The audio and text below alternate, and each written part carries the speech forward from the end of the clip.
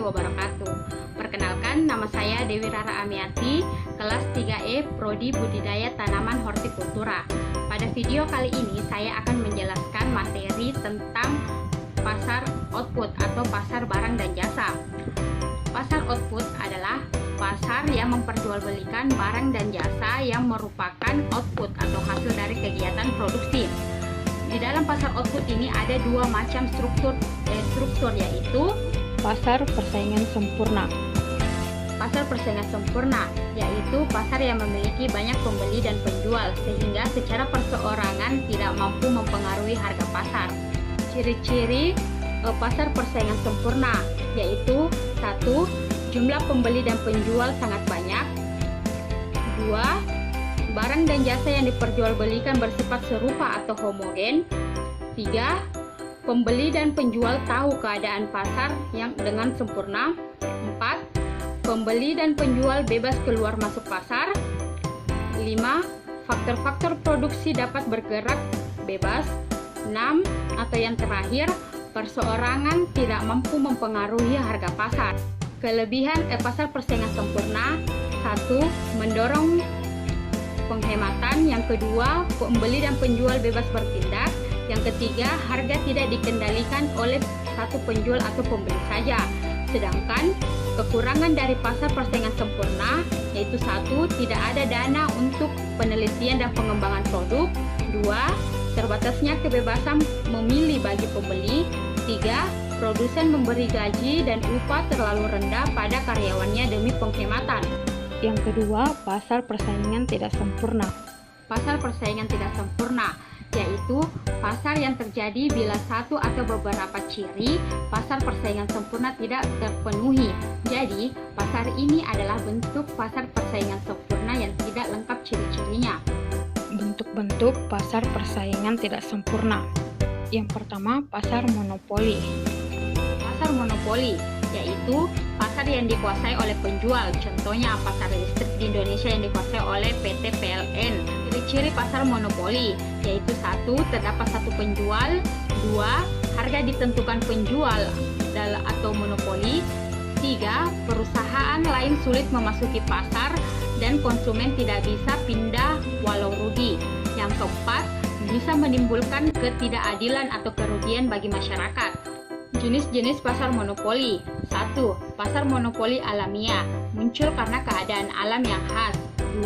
Pasar monopoli masyarakat, di mana muncul karena adanya kepercayaan masyarakat. Yang ketiga, pasar monopoli undang-undang, di mana muncul karena memperlakukan kebijakan atau undang-undang, terdiri dari monopoli negara, hak cipta, hak paten, dan hak merek. Yang keempat, kemampuan efisiensi, di mana muncul karena kemampuan tunggal dalam menghemat biaya produksi. Yang kelima, penguasaan bahan baku, di mana muncul karena satu pihak menguasai bahan baku. Yang keenam, atau yang terakhir, penguasaan teknologi dan tenaga ahli, di mana muncul karena satu pihak menguasai teknologi dan tenaga ahli. Yang kedua, pasar oligopoli. 2. Pasar oligopoli yaitu pasar yang harus dikuasai oleh beberapa penjual. Namun, pasar ini sulit untuk dimasuki oleh para penjual.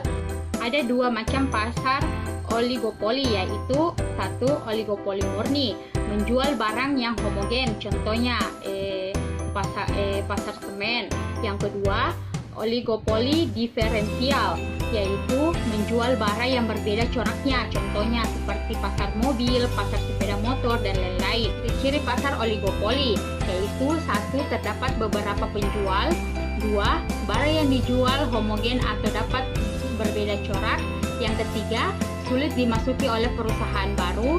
Yang keempat, membutuhkan peran iklan. Yang kelima, terdapat satu market leader atau pemimpin pasar. Yang terakhir, harga jual tidak mudah berubah. Yang ketiga, pasar persaingan monopolistik. Pasar persaingan monopolistik adalah pasar yang bentuknya mendekati pasar persaingan sempurna dan mendekati pasar monopoli, sehingga disebut sebagai pasar persaingan monopolistik. Contohnya pasar pakaian dan pasar sepatu. Ciri-ciri pasar persaingan monopolistik yaitu 1. Jumlah penjual banyak tetapi tidak sebanyak pasar persaingan sempurna.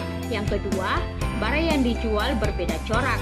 Yang ketiga, penjual satu produsen harus aktif beriklan.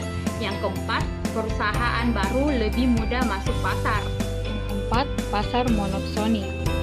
Pasar monopsoni adalah pasar yang dikuasai oleh satu pembeli saja, namun ada banyak penjual. Contohnya, pasar monopsoni adalah pasar sayur di daerah terpencil dan pasar susu sapi perah di daerah terpencil.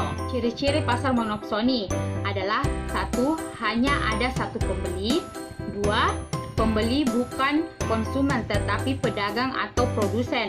Yang ketiga, barang yang dijual merupakan bahan mentah. Yang keempat, harga sangat ditentukan oleh pembeli. Yang kelima, pasar oligopsoni. Pasar oligopsoni yakni pasar yang dikuasai oleh beberapa pembeli saja. Contohnya seperti pasar wortel di suatu desa dengan para penjual wortel yang banyak tetapi pembelinya hanya sedikit. Ciri-ciri pasar oligopsoni yaitu: 1. Terdapat beberapa pembeli. Yang kedua, pembeli bukan konsumen tetapi pedagang atau produsen. Yang ketiga, barang yang dijual merupakan bahan mentah. Yang keempat, harga cenderung stabil. Itulah tadi pemaparan materi yang saya bawakan, semoga dapat bermanfaat.